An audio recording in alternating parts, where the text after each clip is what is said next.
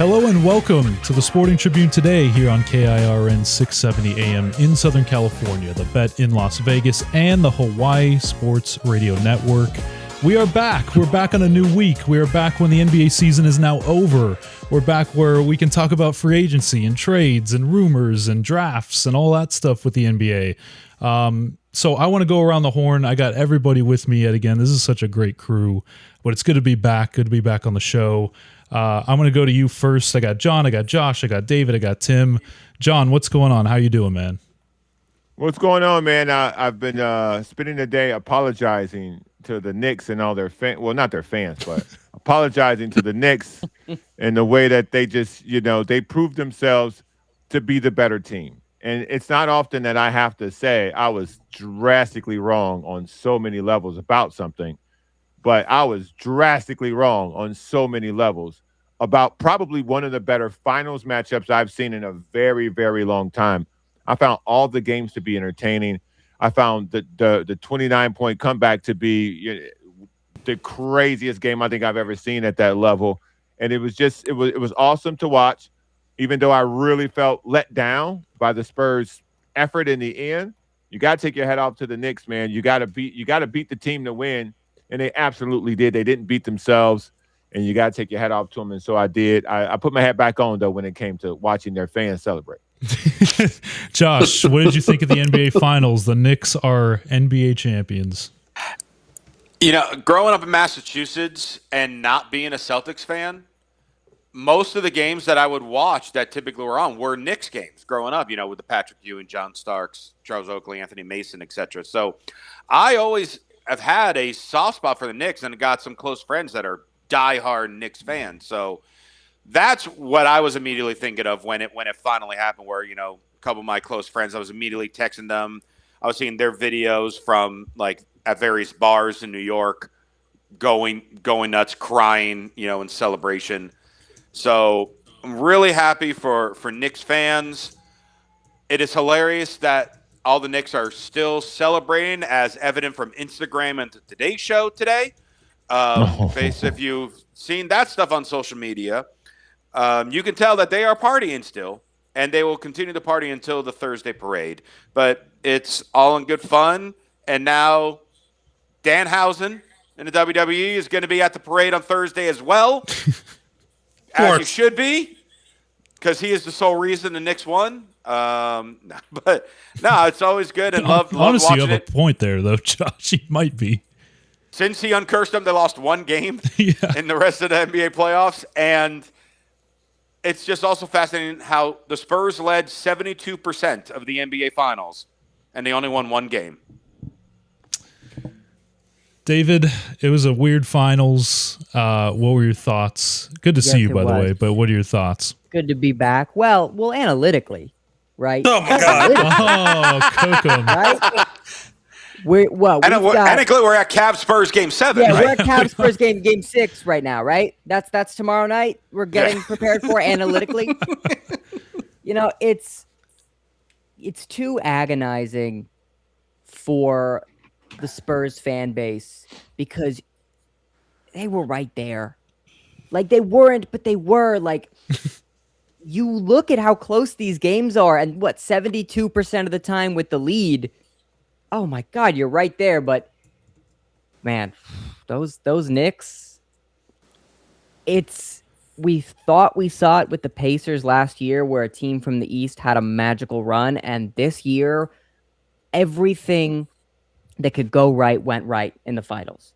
I mean, the positioning for the tip, the way that the Spurs played down the stretch, the way that the Knicks hit their shots, who they got the ball to, who was in, it felt like every play was the right one. And by the time you got to Game 5, you knew the Spurs lead wasn't holding. So sometimes in sports, to win a championship, it's not about who's the best team. It's who's the hottest, the latest. And credit Jalen Brunson, credit Cat, credit OG, credit the Knicks. They deserve it. They earned it. This isn't a finals where you look and you're like, they just bought all their players and they beat them. They worked their asses off and they beat them. And so Knicks fans, congratulations. You've been waiting for a long time. I think that giving Danhausen the parade is the least that you could do. I mean the Knicks and the Canes, right? Even to go over to hockey for a second, the Knicks and the Canes. He did it to the Hurricane. Yeah, he did it for the Canes as well. Wait, he did? He did it for the Golden Knights? Yes. Is that not one of the craziest things you've ever seen in sports? Someone paid him on Cameo to curse the Canes. He cursed them. The Golden Knights won the next game, and then someone on Cameo paid him again, begging him to uncurse them. He then uncursed them, and then they didn't lose again. That's awesome. Wow. Tim, this dude has magical powers, and it makes no sense. Tim, your thoughts on the NBA Finals? The Knicks are champions. Well, I'll start by saying I thought the Spurs were the better team, but I also want to take a second to gloat.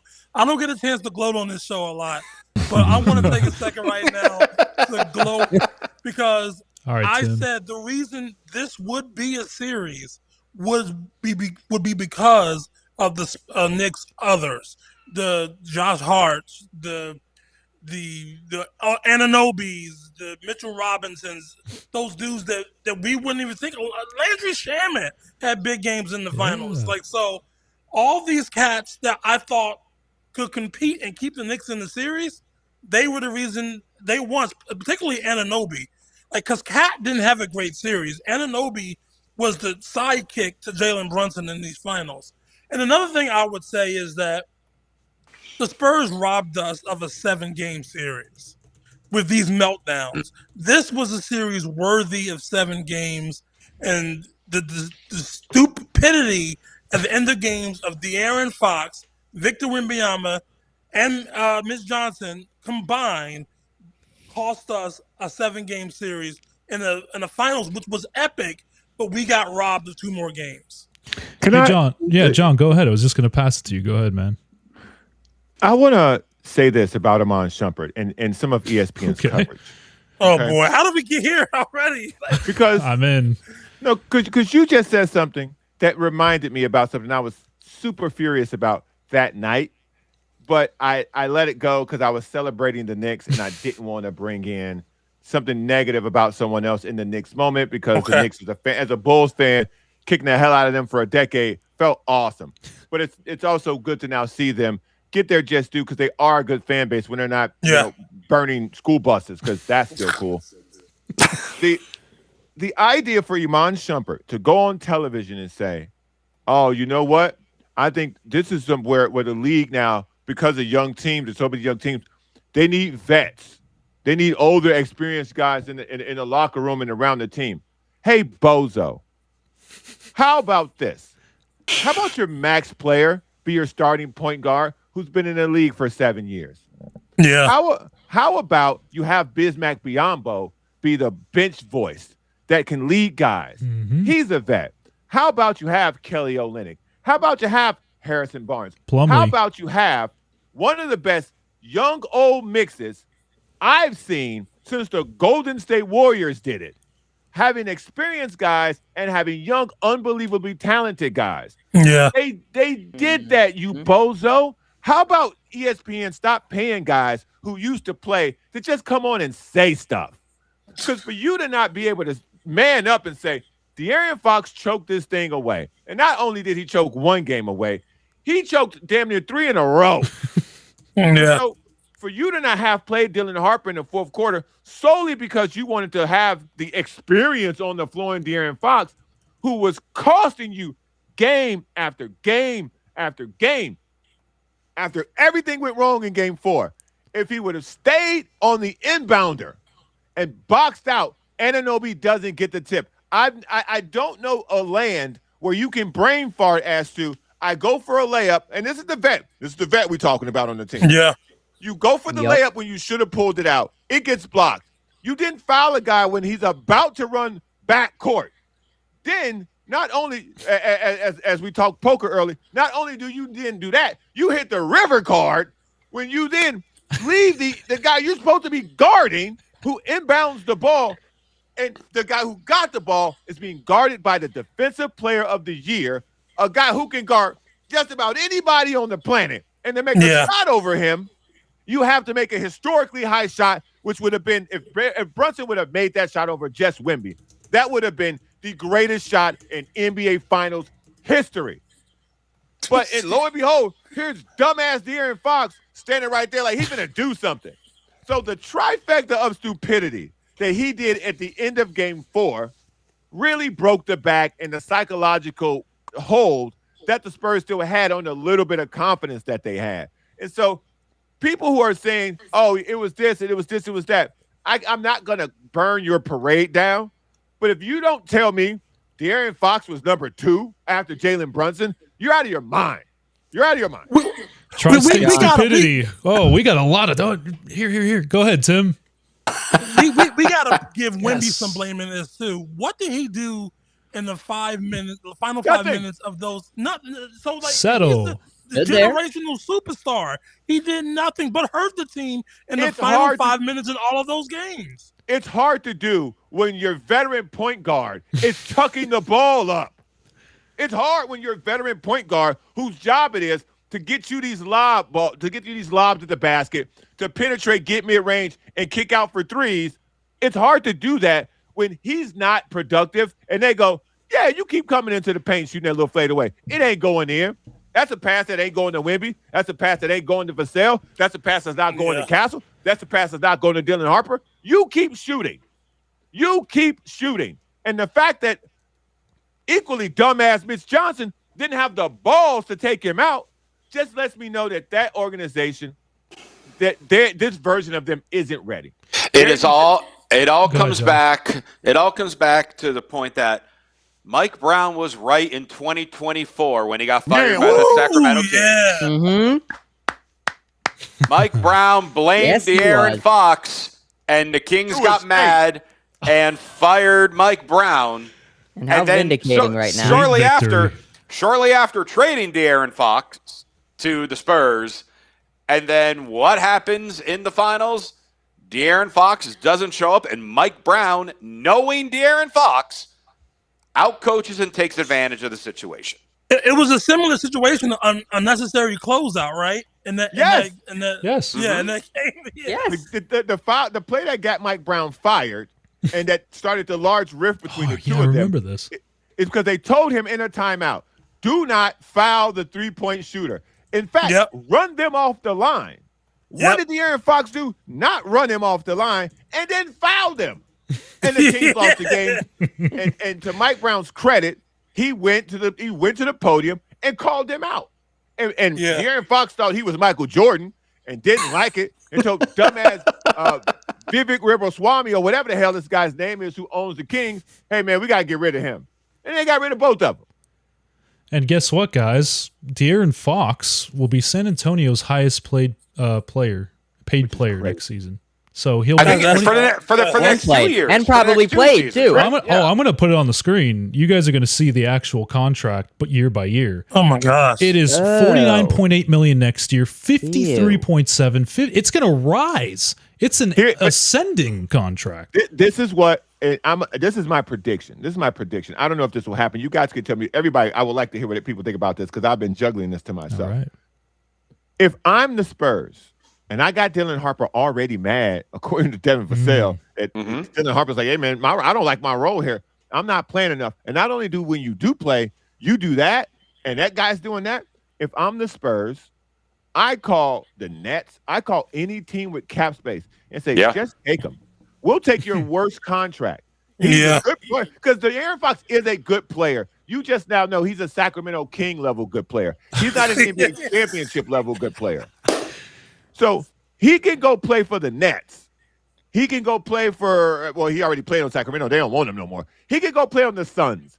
He can go play somewhere where they have a max contract to trade back or some garbage to take back. Like trade the corpse contract of Bradley Beal. Take whatever that somebody else has for an actual NBA player who has all-star potential. We just know he's too dumb to play at the highest level. Do you guys buy into this ankle sprain thing? No, I don't buy into that. No. Because listen, No. I don't think he was like limited athletically. Like you could make the case that his lift wasn't as good as it was maybe earlier in the year, but I still felt like he got past OG and OG just made a great play on that layup in game 4. It's not like he was oh my god, he's laboring, he can't get to the rim. Right, David? Like do you think that and again, we presented this question, David, before I think game 4, maybe it was after game 3. Will De'Aaron Fox be on the Spurs next season? And that confidence that I had in that is just going down. Yeah. I mean, like, I remember watching this series, and the narrative in the Thunder series was, oh, you can jump on the sidelines, but you can't go in and play. Yeah, it was. And I remember game 1 and 2. watching the finals, and I think De'Aaron Fox is a pretty good player. I thought De'Aaron Fox was a pretty good player, so I'm not going to go out and say, all right, well, you're not going to get rid of him. You're not gonna push him off the team. Game 3 happens. He hits the game-clinching shot, and I'm hearing the text like, oh, what are we saying about De'Aaron Fox? And then game 4. And 5. Game 5. John, when you said he rivered just the absolute worst finals performance you could give from a player of his financial caliber, there's no returning from that. There is no reconciling. Well, you had a rough series. There's no, well, you're James Harden. This is what happens. This was his first finals. This was his first taste of significant playoff time. And not only were these weren't just like, oh man, you were open and you missed. It was, you did what? You went and you took a layup over a guy way bigger than you when you could have just dribbled the ball out. What do you mean you tried to close out when 7'20" Victor Wembanyama is there and you barely even got a hand up? He didn't do anything to the shot. Nothing. And even with Nothing. He even didn't with- do anything to the shot. And even with that in game 4, if he was supposedly injured, why in the hell is he jacking up shot after shot after shot Every after shot. shot after shot after shot, and you're not making him? If he's supposed to sit down, May I provide Go to you ahead, guys Josh. just some? No, I just want to let you know some people in the NBA that De'Aaron Fox next season will be making more money than, because I think it's kind of interesting. A lot of people, actually. Yeah. Big list. Well, he's 17th in the NBA in cap jeez. space next year. Wait, can you say the players around him or? Yes, so the ones around him. So he next season will make the same amount of money as Luka and Bam Adebayo. Oh no! That's wild. God. That's wild. He is just above Jaren Jackson, who's 20th on the list. that's Shai Gilgeous-Alexander is 39th. Oh my God! That's a great Wow. contract. That's a great Jalen Brunson's.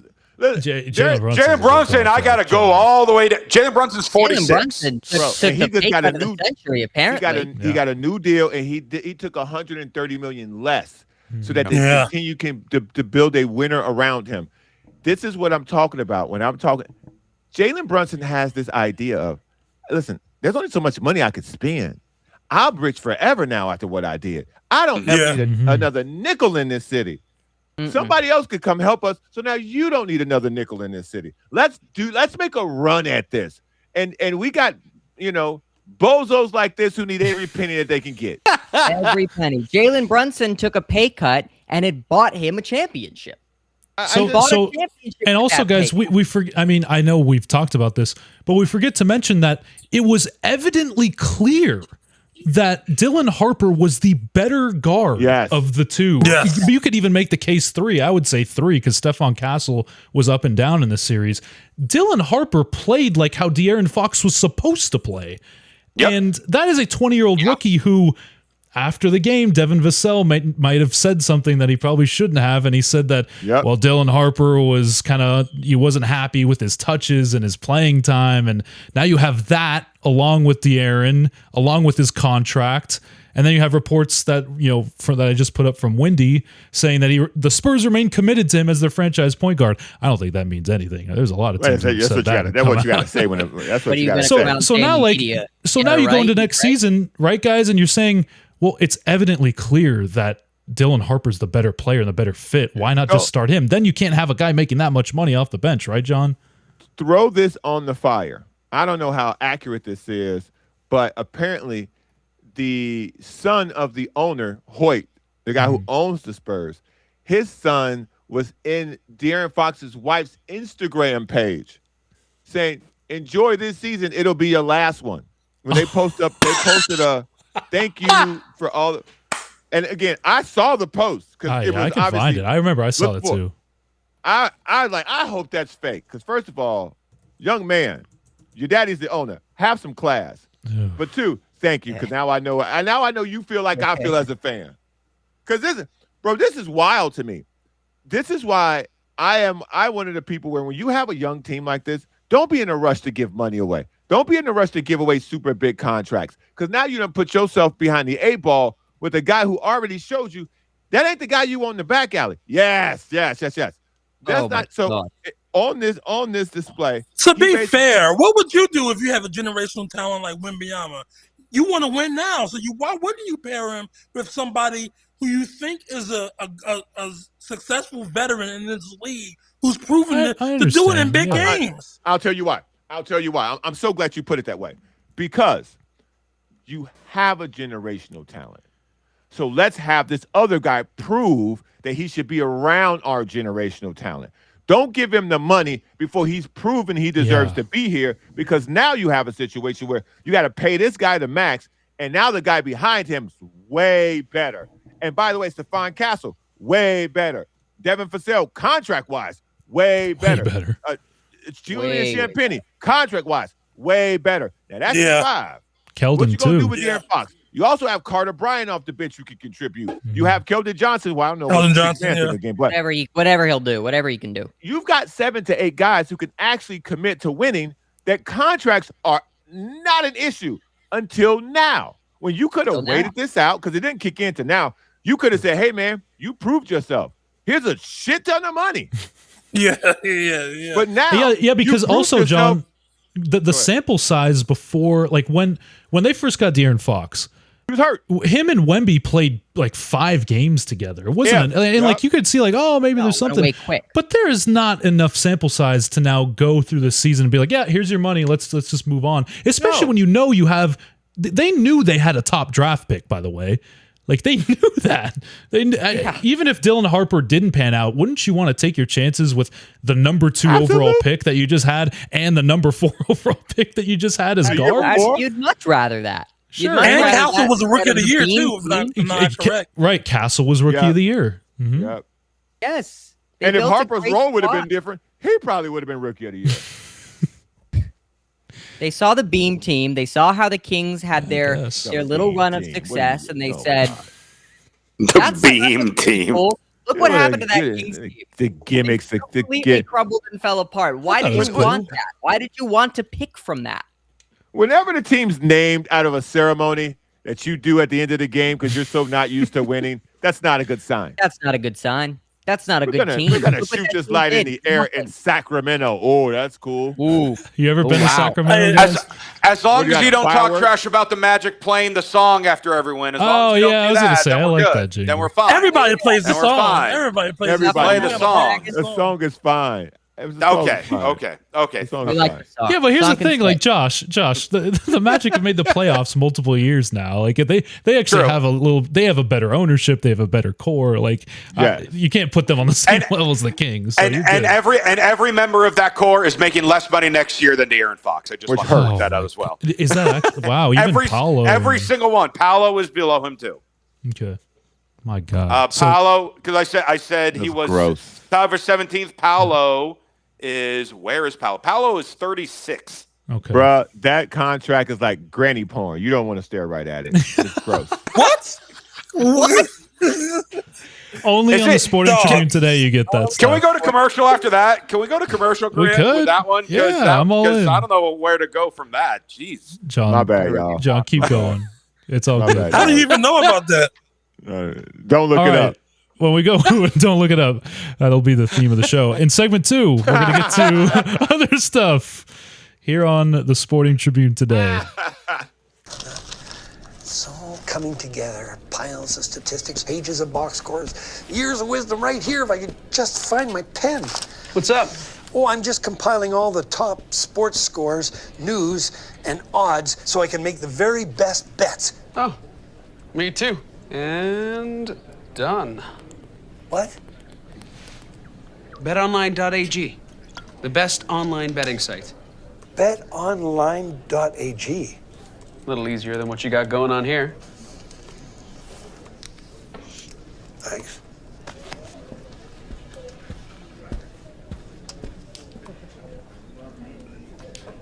Oh. Huh.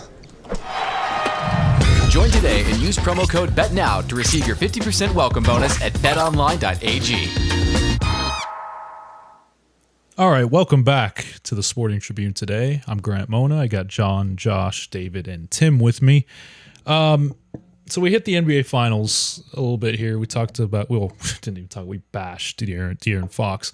And now, we got into the contract stuff. There's, for some reason, the Clippers are now back in the news about trades, about big players for some reason. And I think we have to talk about all the avenues that the Clippers have right now. Now, I mean, as we get closer to the draft here, we're 8 days away, something like that. Mm-hmm. Yeah. We're going to start to hear so much talk about, well, this guy didn't work out with him, and he doesn't like this team's front office, and he wants to live on the East Coast, and like this guy wants to. So we're hearing all this stuff, and we're going to start to ramp up right now.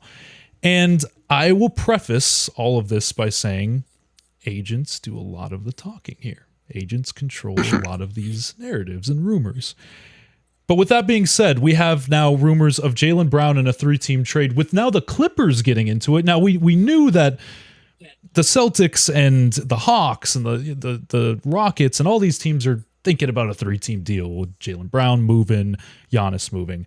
And then all of a sudden, here come the Clippers rumors about not just him, but Kawhi to the Heat and a 3-teamer with Ja going to Miami and a whole bunch of stuff. Oh, right? So, John, I will start with you.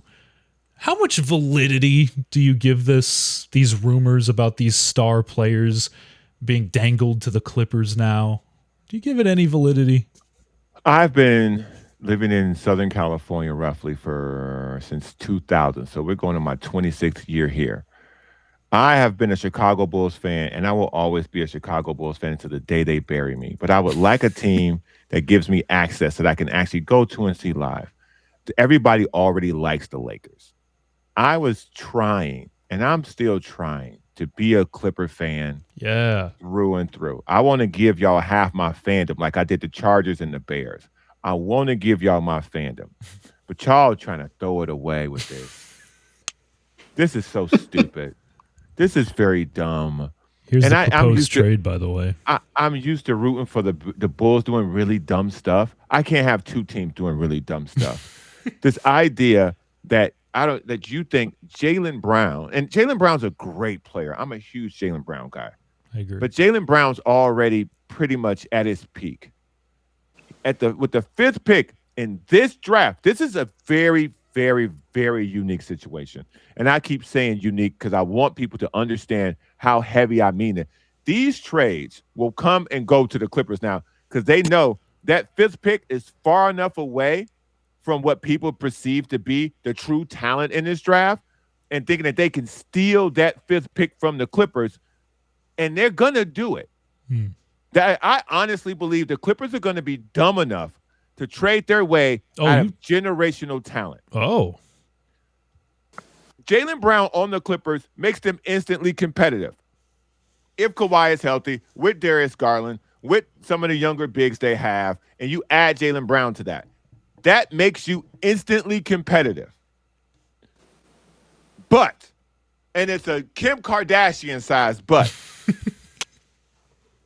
you're not better than Oklahoma City now. You're not better than San Antonio. You're probably still not better than the Lakers. And you're probably, depending on what the Warriors do, you're not better than them. You're not better than the Nuggets. So instead of trying to find a way to build around what this generational draft is offering, you're going back into the bargain bin to try to hope Jaylen Brown, as his own solo act, can now come to LA and do what? Outshine Kawhi Leonard? Kawhi's better. Today, right now, Kawhi's better. So what you should be trying to do is fleece somebody for Kawhi and bring something in to help these young guys.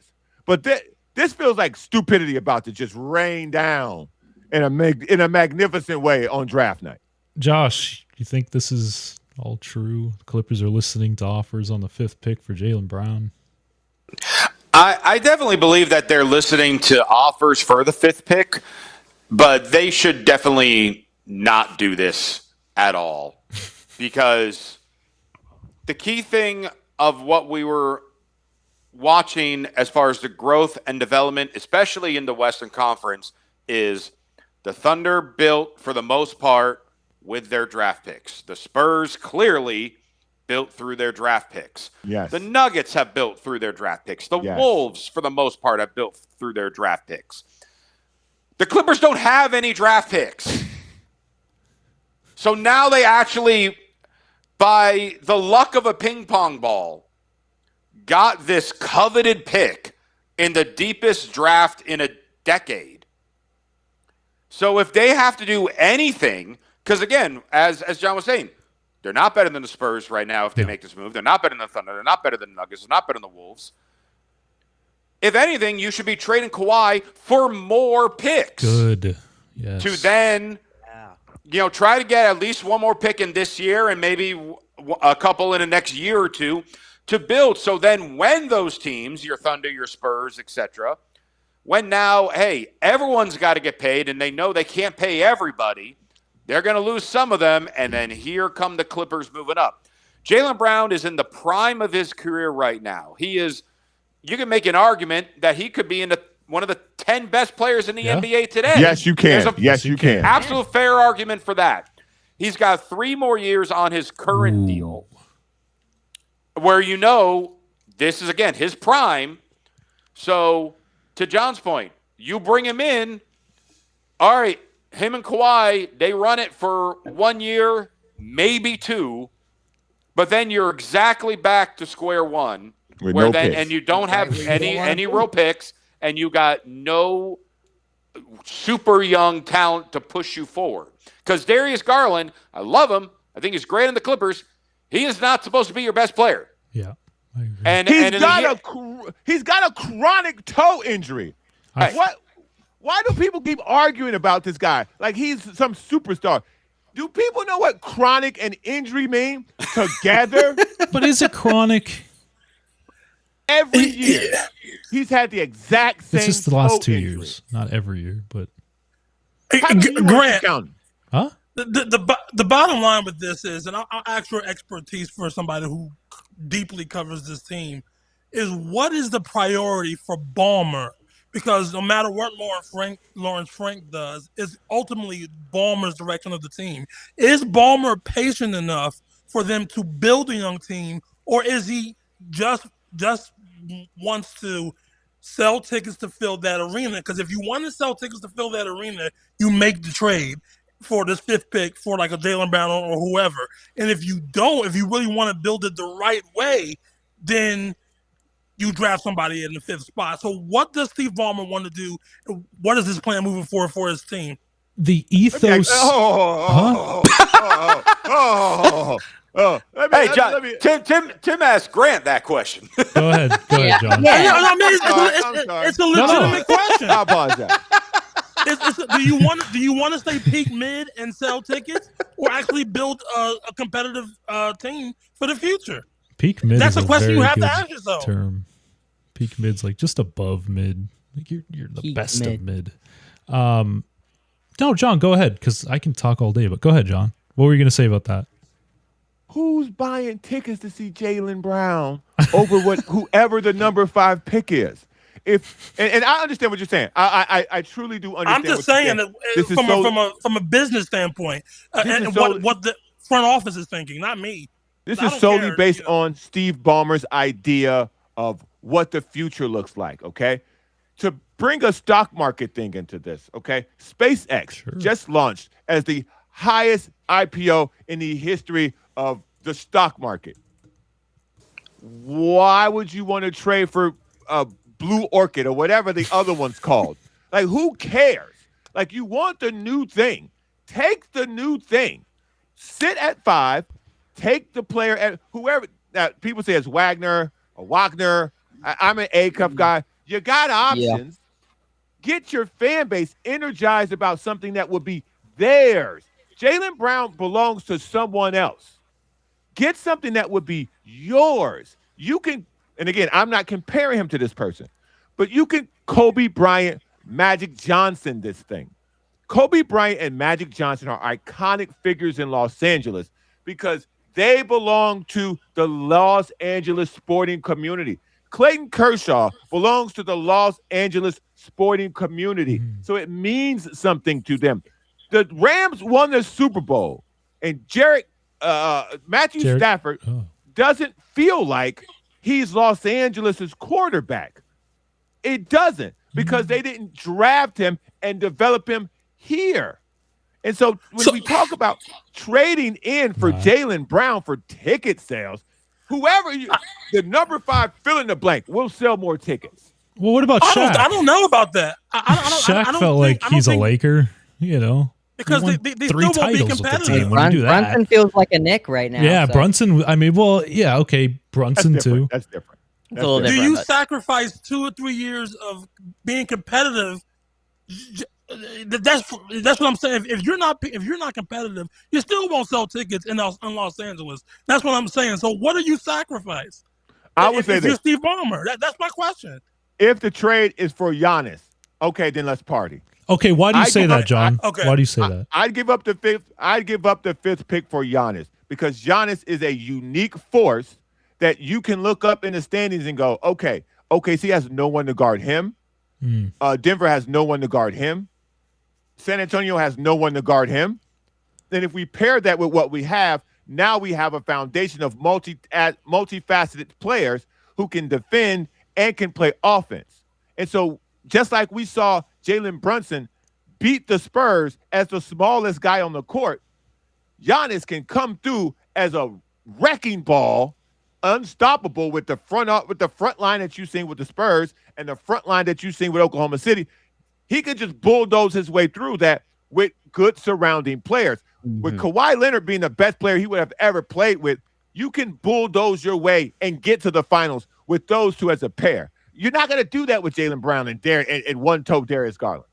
Yeah, and also, what I was going to say was Lawrence Frank has told us multiple times after the trade deadline when they made the 2 big trades that they made with Harden and Zoo, and then after the season when it was the postseason presser. And he said, we understand what window we are in now. And again, I'm paraphrasing, but they are in a competitive kind of area. What the teams that are above them they're in the contention area. The Minnesota, I know you could say what you want about Minnesota, but like John was saying, they have a foundational piece. The Spurs, the Thunder. You could even say the Celtics, I guess, if you want, because those guys are in their primes. They've won a title already. Yes. But all of those teams, the Clippers understand where they're at right now. They made that decision at the trade deadline. When they traded James Harden and they moved off of this, I guess, semi-core with him and Kawhi, and I guess Zoo, if you want to throw Zoo in there, they understood where they were at. But here's the other thing about the Clippers. They don't like to rebuild. They don't want to rebuild. Yes. Okay. Yes. Steve Ballmer has come out and said that, John. The front office has come out and said that, John. They want to remain competitive with the opportunity to leap into contention with something. Now, that's what makes this such a unique situation for the Clippers, because what I'll tell you this is that what all of this signals to me, where you're hearing about Michael Brown, not Jaylen Brown, Michael Brown Jr. at 5, where you're hearing about this Jaylen Brown thing, the Kawhi to the Heat rumors, what this tells me is that they might not like what they have at number 5 in terms of, and this is what I mean by, in terms of guys that can complement Darius Garland. Now, I know, John, you're calling him one-toe Darius Garland, but I'm trying to give you the insight into the front office. The front office truly believes that Darius Garland is a foundational piece to a Clippers contention window. They truly believe that. Let me rebut that with this. Go ahead. I have an idea. At some point, I'm going to talk to Arash about putting this on the actual website. I have a 3-tier system of if you're competing or if you're not competing. Okay. Got it. If you're the Sacramento Kings, Chicago Bulls, Milwaukee Bucks, they're somewhere in here. The next level up is the Orlando Magic style. Like, we're young, we're feisty, we got good franchise cornerstones. We just need those guys to figure it out in time. And then at another level, it's the Oklahoma Cities, it's the Spurs, and somewhere along the sides of that, it's the Denver Nuggets, it's the Knicks, it's teams with veteran stars who, if we get healthy and we get good, we can go to the championship. By the way, guys, the champion's been different 7 years in a row, 7 or 8 years in a row. Yeah. So the championship can be had. We just don't know who can have it because it takes twists and turns. So there are 3 or 4 levels to contention in the NBA. The Clippers are down here. They just don't know it. And so when you talk about where you are in the space, I think they need to look in the mirror first. And it sounds like they do know it. I think they. Yeah, I think they do. Yeah, and they have a decent understanding. You know, it's when you looking at it from an overview, when you have been bad for so many years, decades, you haven't been successful, you haven't been able to find a team to put you deep into the playoffs, you haven't been able to fill seats, you don't want to be bad anymore. And when you get an opportunity to build a team like the Lob City Clippers, and they just year after year don't give you what you're looking for, and it's just playoff disappointment after playoff disappointment, you start to want to chase it. And when you're in a mode for the first time since, God, I want to say 2010 or so. Well, no, I would say, David, I was going to bring this up probably like after they traded Blake and CP, when they were in that middle area where they had like Lou, Montrez, Danilo Gallinari, like Teodosic, and they were like 2 games over 500. They didn't make the playoffs. They were feisty. But I think they are in that exact same spot here. And I'm going to go based off history and say, like, okay, are they going to learn from history where they gathered all these assets? They got that number 12 or 13 and 13 pick, and they got SGA and Jerome Robinson.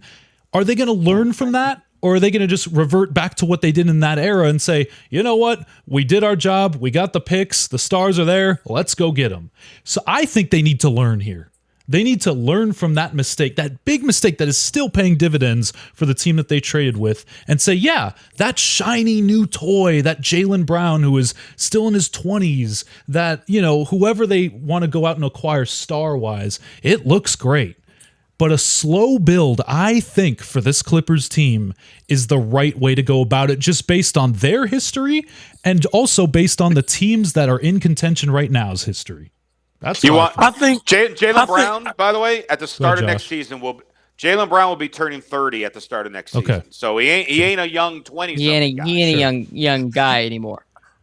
Grant, I think everybody on this panel actually agrees with you. Sure. You know, but the issue is that when you are trying to compete with the Lakers and you've been internally trying to compete with the Lakers, does star power matter more than actually building for the future? I don't think it matters more so, Tim. I think it does matter to them, though.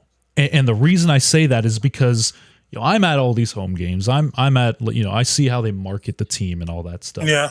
They still understand that they are lower than the Lakers in the city, and that they still want to get to that level with how they operate in sales, how they want to. And John, I'm not saying that they're going to get to the Lakers level. I'm just saying they're trying to get to, at least to a respectable level to where, hey, we won a title in this city.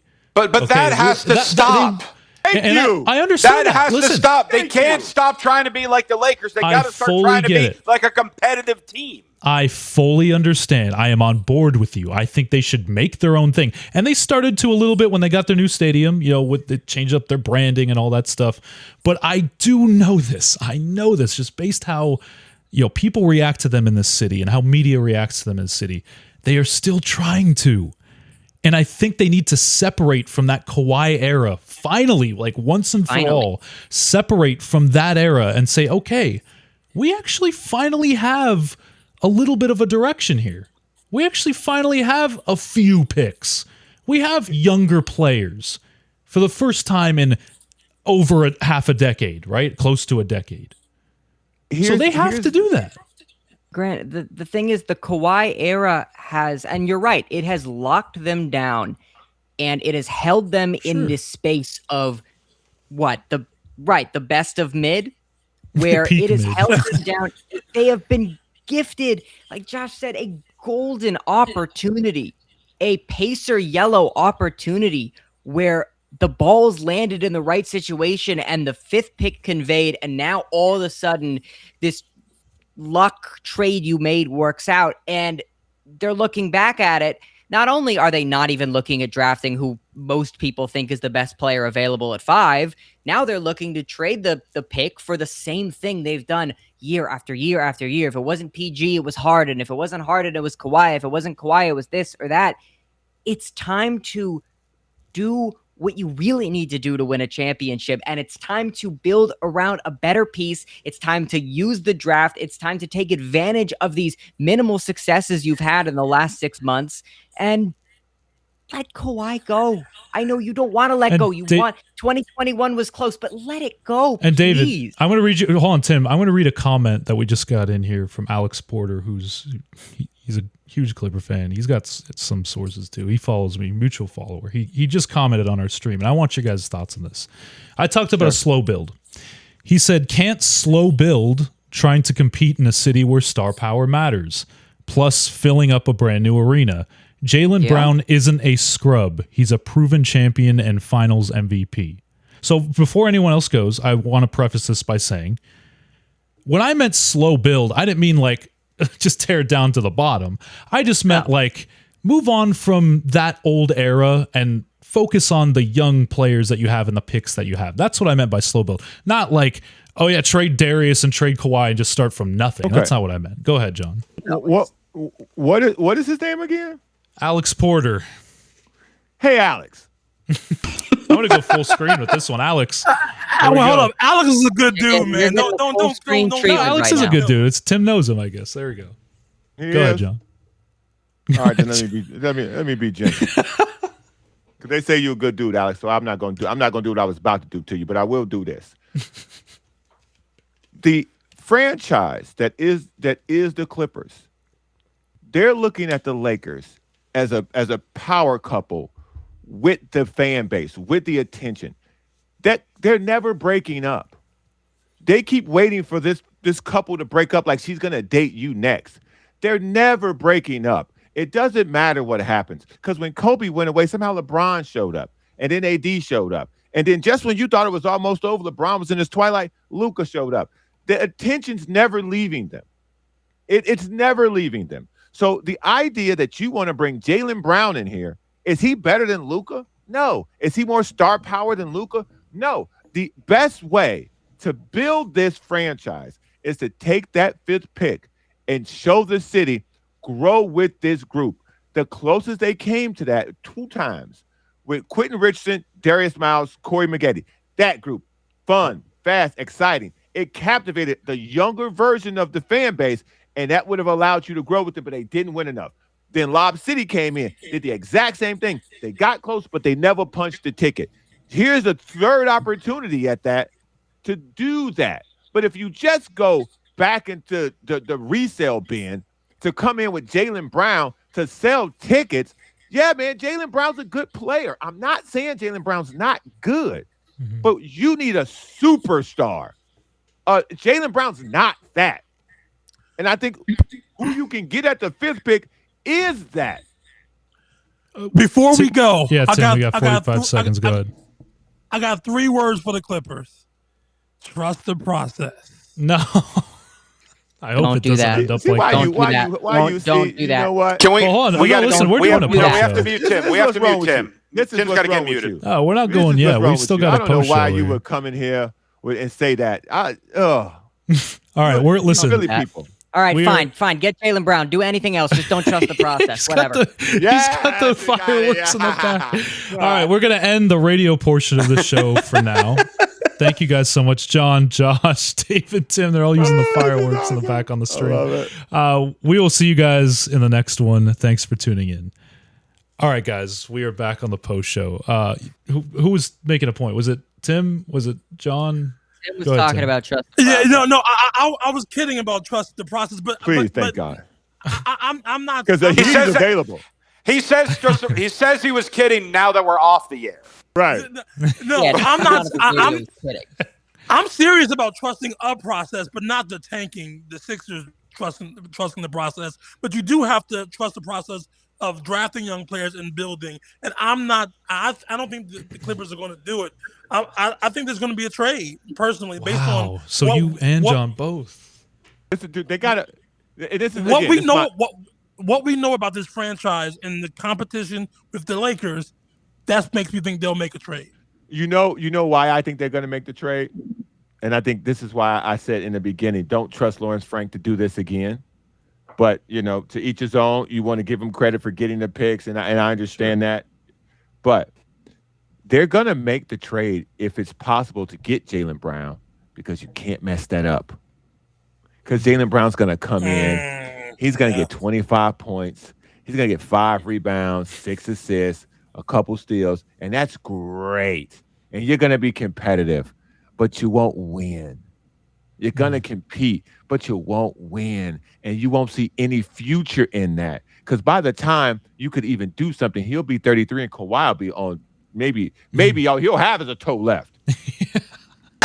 I mean, right now Jesus. the Clippers, the Clippers with the roster that I have now, plus the 5th pick, are significantly better than how this team finished this past season.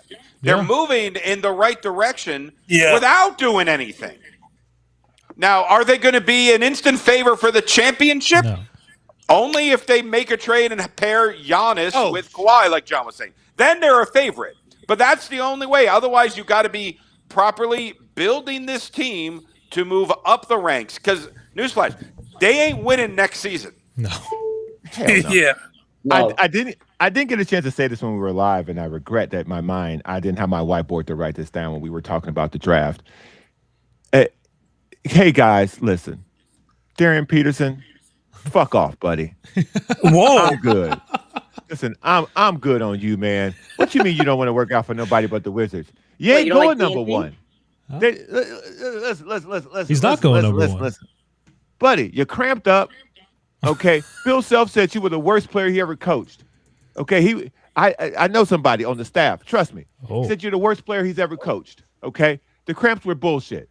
This guy wanted to make sure he made it to the NBA healthy, and the first thing we hear after that is, "I don't want to work out for anybody else but the number one team." What the fuck are you talking? Who are you? Who are you? You didn't win the title. You didn't look good in the tournament. And the biggest thing about you is that you're a question mark. And that question mark is, are you a cool dude? Can we put the franchise around you? And the first thing we hear about you post all that bullshit you try to put behind you in Kansas because you were on creatine, buddy, tell better lies. Tell better lies, man. Creatine? And then you follow that up with, I just want to work out for the number one team. Well, hey, Wizards, I'm telling you right now, dodge the bullet. Dodge the goddamn bullet right now, or make Utah give you Ace Bailey and the number one pick to make that happen. Well, it's funny you say that, John. Ace Bailey did the same thing. Well, I was just gonna say with this tweet you put up there. No, with this tweet you put up there, it makes me wonder, like, why does it feel like every year whoever is projected to go to Utah does not want to go to Utah? Because it's Utah. No, But they got some Wonder why. decent young talent. Like they got think it's just some the good state. players. The It's difference just between what happened with Ace Bailey and what's happening with Darren Peterson. Ace Bailey got very, very bad advice. Ace Bailey had some adults in his corner who were more concerned about what was going to fall into their pocket as opposed to the future of this young man. Now, I hate Utah as a city, as a state. Don't get me wrong. I hate Utah as a state. I really, really hate Salt You Lake and City with Vernon a passion. Maxwell. Okay? Me and him, we'll go back to back and swing on anybody in the bar if it's open. Okay?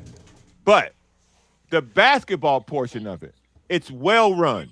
Danny Ainge's doing a very good job. I like their head coach. I like their fundamental pieces. Yeah. I like trading for Jaren Jack. I like the combination of Laurie Marketing.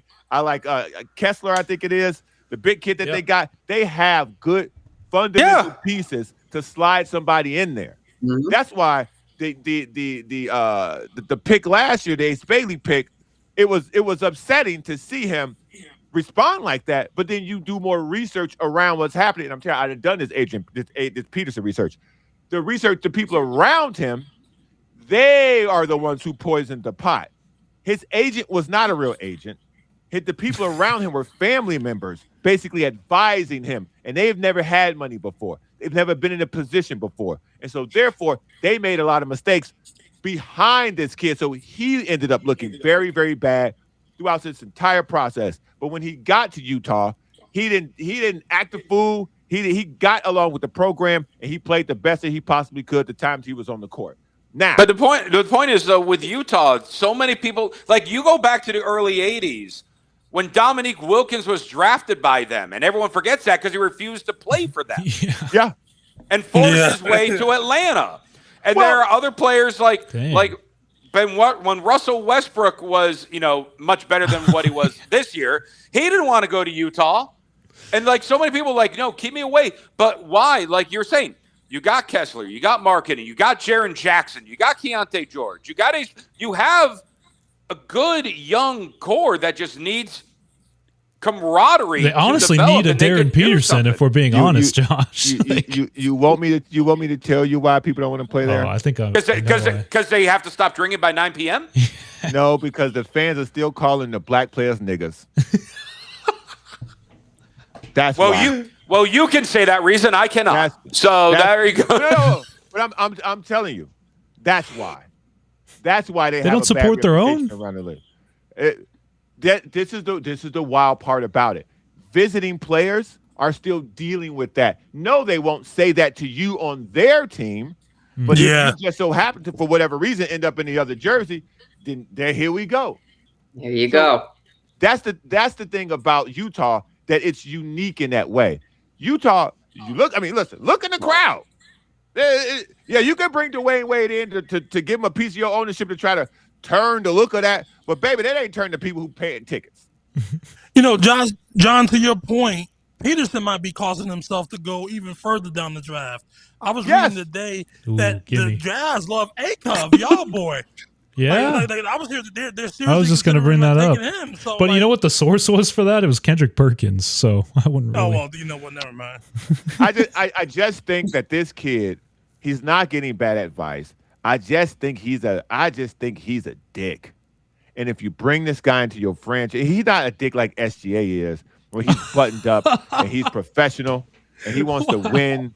And whether you buy the corny stuff or not, the guy's an MVP. Darren Peterson is a guy who's bought all his own hype train. He's choo-chooing his way. He the conductor. He the ticket puncher. He the chef in the back. He everything. And if I'm a front office, I don't, at the top of the draft where those teams are, I don't want that around. If I'm DC, we finally got the pick. I don't want that around. If I'm Utah, him and Ace Bailey will fist fight. I don't want that around. If I'm Memphis, Ja might shoot him. I don't want that around. If he on the Chicago Bulls, the fans might shoot him. I don't want that around either.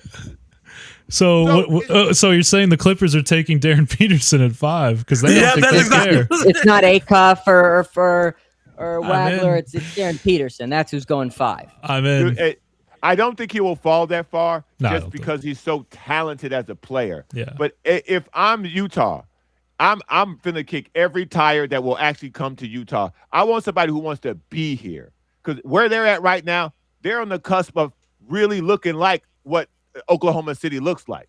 They're on the cusp of having guys who can literally compete, and they have 7 guys deep on their rotation. Keontae George had a monster year. Yes, sir. Yep. And they have to start doing it this year because they already traded their draft pick to Memphis, but it ain't a top 5 protected pick anyway. So they don't have a coveted pick this coming year. Hey, you've run out of top tier draft picks. This is your last one. Now you got to take this roster and do something with it. Hey, John, I got your worst nightmare. Oh, no. Don't do that to me. Darren Peterson coming to Chicago, baby. Please don't do that. I can't take it. I quit on him. He's uber talented. They just need talent. They just got Tiago Splitter. I love the coaching hire. I love it. I love it. Love it. I love their new president of basketball operations. I agree. I hated the Bulls' moves for so long with Arnis Karnisovas and Billy Donovan just stealing money from the Reinsdorf family, but they deserve to be stolen from. They finally, Michael Reinsdorf has, now that his daddy's halfway in the casket, they finally got this right. They have the right guy in the front office. I love Tiago Splitter as a head coach. I want to see what he does with his staff. I like Matas Buzelis. I actually like Josh Giddey as a point guard. I want to see what they do with that pick. If they get Darren Peterson, they still don't have the infrastructure to deal with the jackass like that. They don't have it. I'm just saying, if he's doing that much damage to his, on the board, he might fall there. He's not getting past Memphis because they stupid, and they would love to get rid of John Morant. I think that would be a perfect spot for Darius Garland, by the way. If he falls to 3, that then frees them up to now tell their fans, hey, look, we got this guy who should have been a number 1 pick at 3. Hey, John Morant, you go play somewhere else now. Go shoot up someone else's strip club. Go be a headache to someone else's front office. Hey, Miami, have fun with this. You think he's bad in Memphis? Miami. Oh my gosh. He will never show up to a game.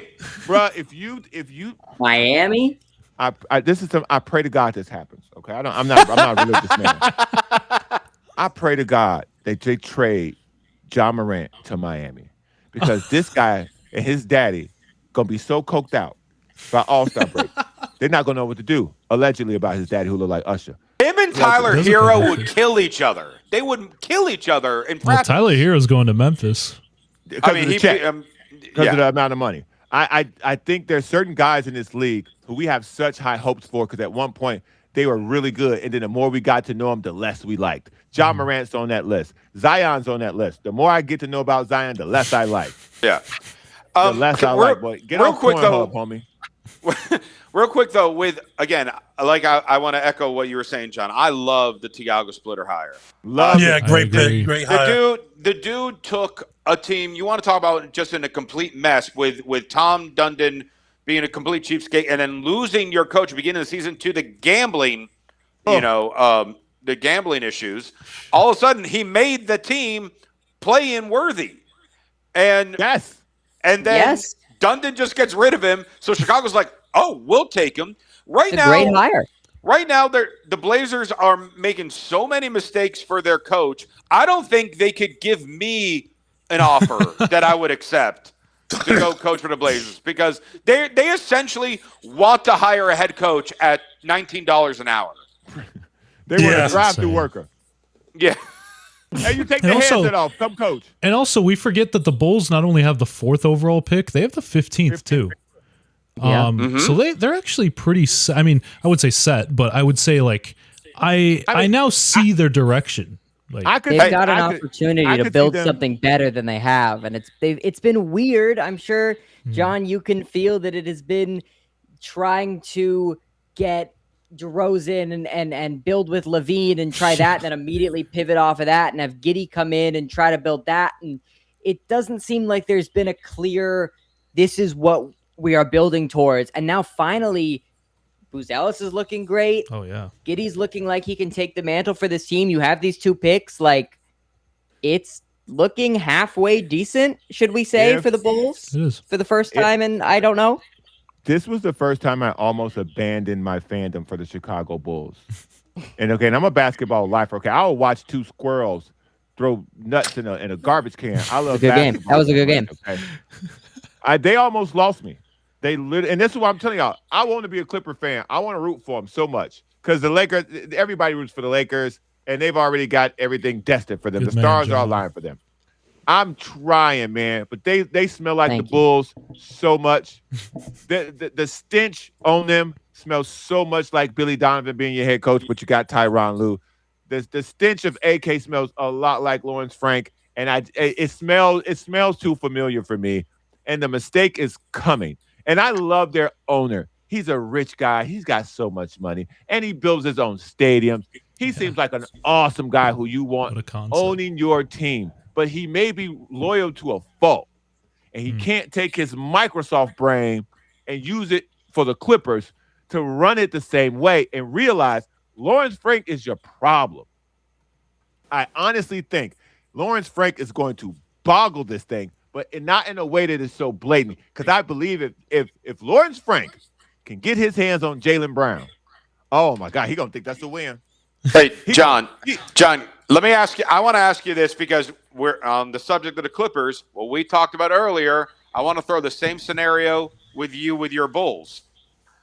What if you did a trade involving Giannis for the Bulls with either or whatever with these picks? Because if you're talking about like with the Clippers' 5th pick with some package as far as the possibility of Giannis. What if I'm just throwing a random thing out there? Let's just say the Bucks called and said, "Hey, we want number 4 and 15 for Giannis." Ooh. I'd punch my TV right in the face. I'd punch it right in the face. What if they just said number 4 and another player? No, but here's why. Here's why I don't want it. And there's no slight on Giannis. He's breaking down. Sure. He's 3 years. Yeah. He's 3 years of championship or bust. That's why I don't think you can mess around with him on any of these other teams. He needs to go to a team with another bona fide number 1 so he could be a 1A, and then they could try to make a run at a championship. I don't want him anywhere near the Chicago Bulls because that needs to flatline. They paid Josh Giddey because you have to pay these players something. And so they paid Josh Giddey, but they lowballed him, and he was dumb enough to take it. So now they got him on a really good deal with a really tradable contract. Buzelis is not a number 1. For me, if you were asking me what I would do, if Michael called me and said, hey, what you doing tomorrow? Nothing. What's up? Come be my GM. Cool, Michael, on one condition. You let me trade 4 and 15 for number 3, and I'll come. Because I want Boozer. I'm that guy. I want Boozer. So why are you Boozer over Caleb Wilson? Can I just ask? Because I don't like guys who get hurt in college. Oh. It's not that complicated for me. I don't like guys who get hurt in college. The track record is proven. Like, for instance, Kyrie Irving is a phenomenal player. He's always hurt. Greg Oden, phenomenal player, never got off the ground. Brandon Roy, phenomenal player, never got off the ground. When you draft guys who are hurt on a short schedule, on a 28, 35 game schedule, let's say you go deeper to the tournament, you get somewhere around 40 games, I think the number is. You got to play double that. And then to be competitive, you got to add another month and a half onto that. And I just don't think a guy hurt in college will ever have the ability to truly recover physically, because those are bones. These type of injuries that they get, they don't go and they linger.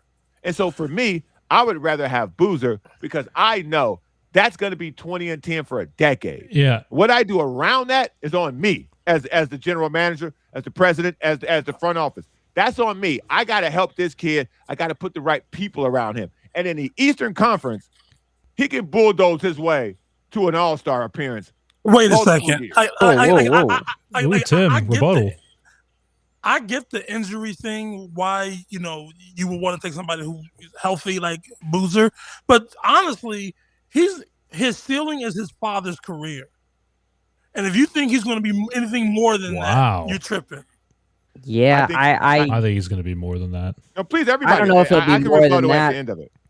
I think he's a shoe. Go ahead, David. I think he's a shoe. No, I'm going to say that I agree, John. I agree that the injured in college record is bad. I don't want Darius that either. Garland. That's a terrible rap. I want somebody that can be healthy through minimally what the NBA is. But I don't know if that leads me to the guy that I want more than anything in the world is Boozer. I think that I'm right in the middle of these. I agree with you. But out of anybody, like, of course, Peterson, I don't, too many issues, and that's a big deal. You're not trading up to 1. Ain't up injury. You don't want Wilson. I mean, at this point, I think you'd be better off trading back and taking Acuff over trading up and taking Boozer. I just don't think Boozer is the guy you're going to build a me either. Yeah, team around. He's going to be a nice player that lasts 12, 13 years. Yeah. He's never going to be a superstar. Not a superstar. And the question is, John, do the Bulls internally believe that Matas Buzelis? Now, I'm not saying it's us. Do they internally believe that Matas Buzelis can be a superstar, where they'll be like, you know what?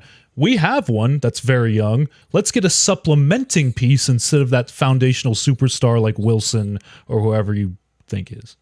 I would answer that question as a no. I think he will be a high level number 2. Okay, but I don't think he doesn't have the dog in him, as we like to say, to get him to be a number 1. He's very flashy, nice shooter, good handle, but it all seems like at peak he's white Paul George.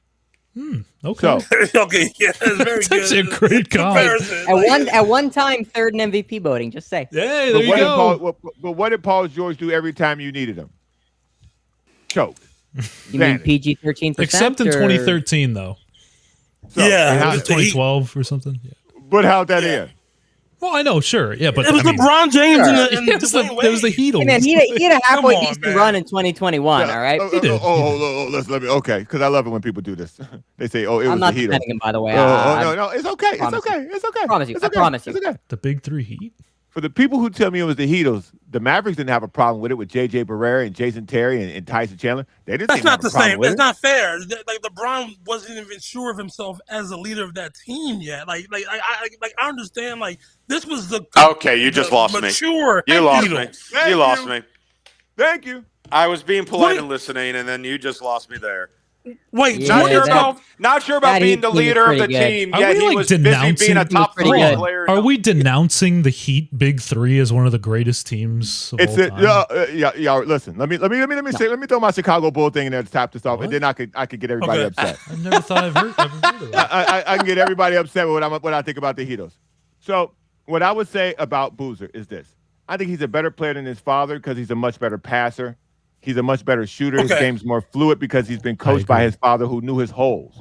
And so I think he's coming into the NBA game with, what is he, 19, 20, with 5 to 7 years of conditioned of what to expect at the NBA level, being around NBA players, training with NBA players. So he knows what to physically expect. He knows what to mentally expect. His game is already NBA ready, and he's a child. He can't legally drink.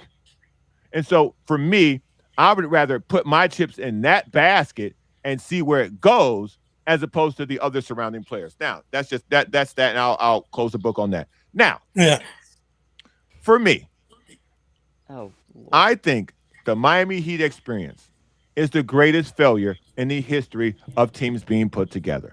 The 2-1-3 Clippers. Let me tell you, you had what many call the greatest player of all time in his prime. So understand what we're saying now.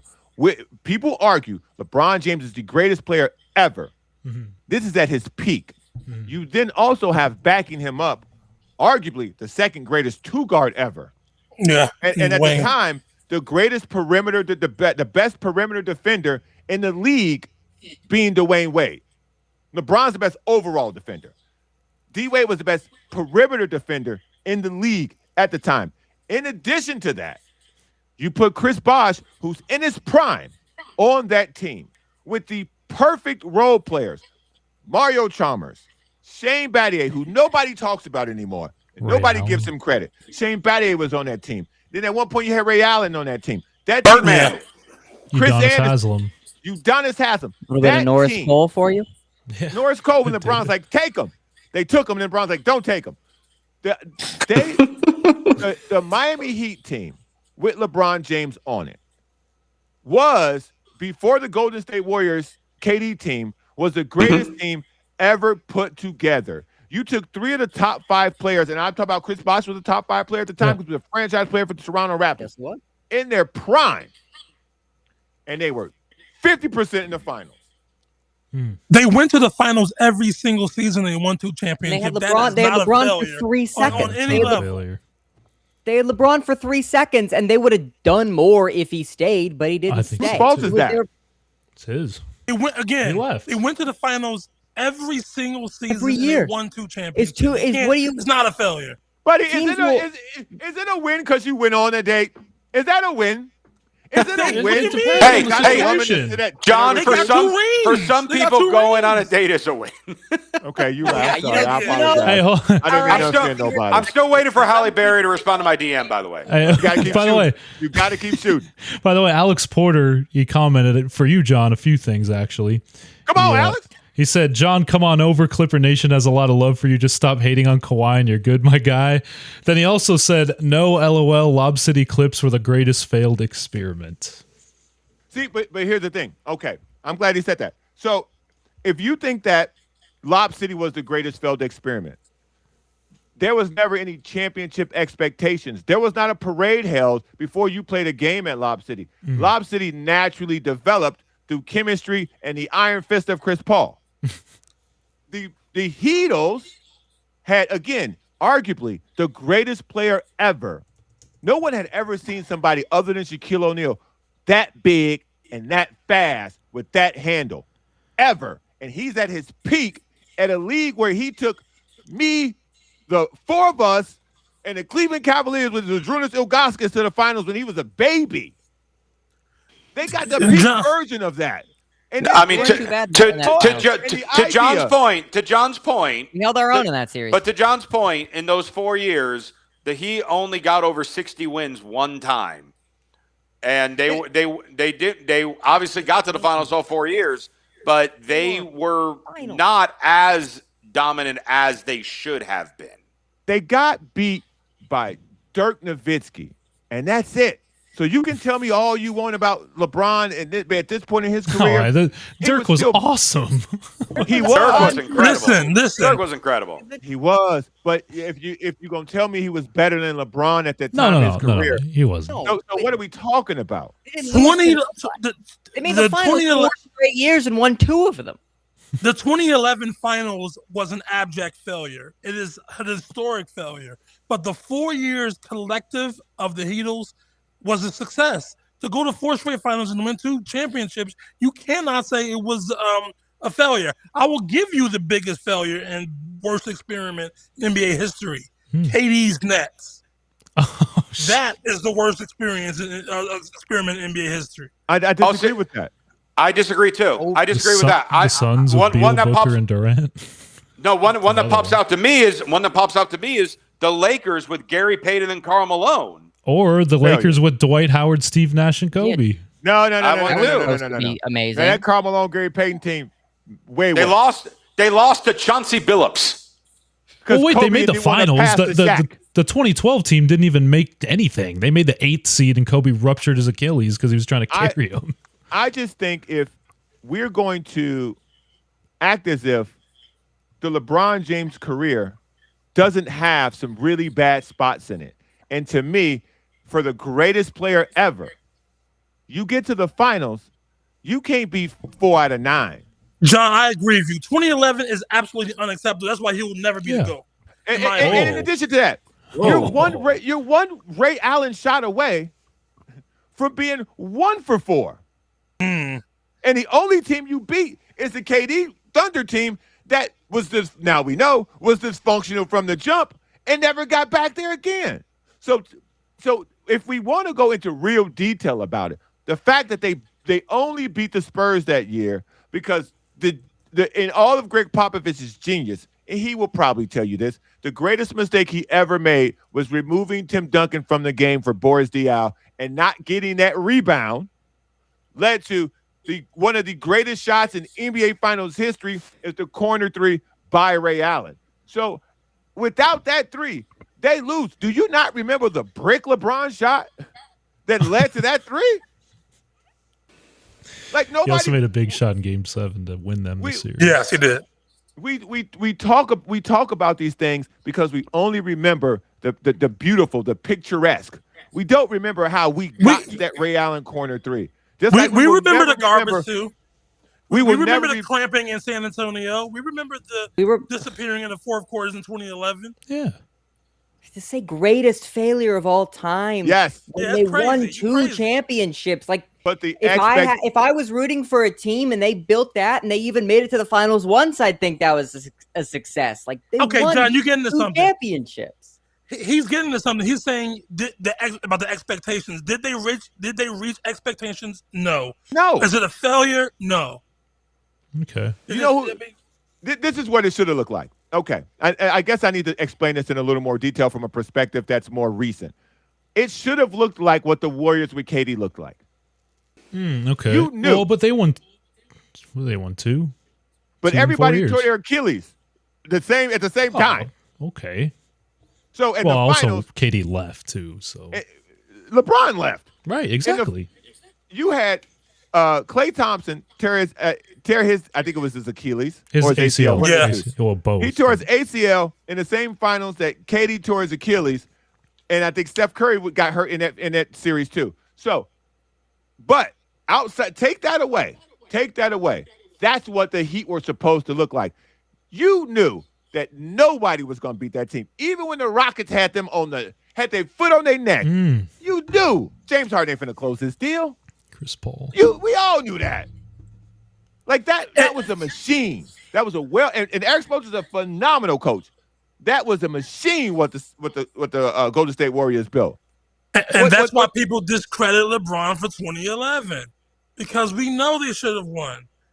But that doesn't change what the architect, what they wanted to do when they put them together. They got the result of the building of 2 championships. Listen, man, I just believe getting a woman ain't a thing. Keeping a woman is a thing. We can get a job. You can get fired though. All right, fellas. Hard is to win in this league. We're gonna end the stream. Go ahead, David. One last thing. As hard as it is to win in this league, trust me, I've watched the Clippers since I came out of the womb. It's not easy to win in this league, okay? David, that's your problem, big dog. Listen, I like you, buddy. I like you, buddy. You didn't turn around to try to go back in the womb when you saw the Clippers on TV? I looked up and I saw the 2008, 2009 Clippers, and I went, can I leave? Come on, man. Well, first off, if you got out of the womb in 2008, then I feel extremely old talking. No, don't worry. I got out of the womb in 2001. All right, I'm not a baby. I'm like, ain't you got a book report to do? Yeah, it's due tomorrow. All right, I don't have any poster boards. Summer school. We gotta go to Marshall. Michael. All right, fellas. Anyway, the point is, as hard as it is to win in this league, winning anything at all is a success regardless of what your expectations are. Hey, man, listen, I'm going to send you the OnlyFans free subscription so you can see what winning looks like. What? I'm engaged. Wait, can we go back? Can I go back well, congratulations, man. I'm happy. Congrats, man. Hold on. I need to go back. John, why do you have access to free OnlyFans subscriptions? What are we doing? And John, if you're still offering, I'm not. No, I'm not going to do that to you. I'm not helping you at all now. You got a lovely life ahead of you. Right, I want you to be happy, brother. I want you to have the greatest, marriage possible as long with Grant. Y'all should have a marriage off to see who could be a better husband. I'll take that challenge. I'm trying to make her a Clippers fan. So I don't know how good of a fiance I'm being. But John's trying to stir some stuff. I like competition, Grant. John's like, he said this. He said that. You can't tell, Grant? I've invited Halle Berry to both of y'all weddings. So let's go. There you go. That's the ultimate plus one. I'll let you know the response I get. Yeah, hope she brings a gift. Now it's crazy. As long as you're coming with her. She is the gift. She's more than welcome. I'm the gift that she brings me. Yeah. Duh. Keep the main thing, Grant. Why you gonna try to disrespect that man like that? Huh? Thank you. What?